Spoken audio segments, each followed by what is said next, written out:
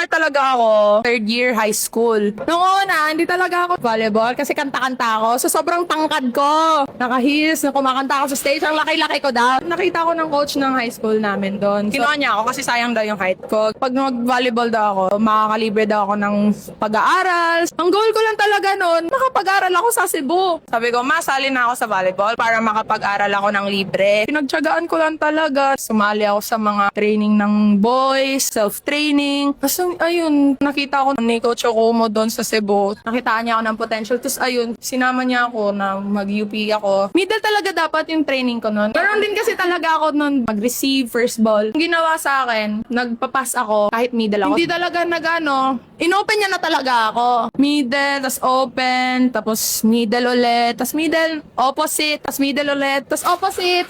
Tapos middle ulit! Ah! Mahal na mahal ko talaga ang UP. Sobrang mahal ko. Dream ko talaga na makita ang UP. Makasali sa Final Four. Yung mom ko talaga. Coach ko yan. Number 1 coach ko yan. Una pa lang. Lagi niya ako nire-remind na tiwala lang, magdasal lang palagi. Huwag daw ako mag-rely lang sa katangkaran ko. Dapat tumalon ako ng tumalon. Ma? Guide mo, ma. Love you, mom.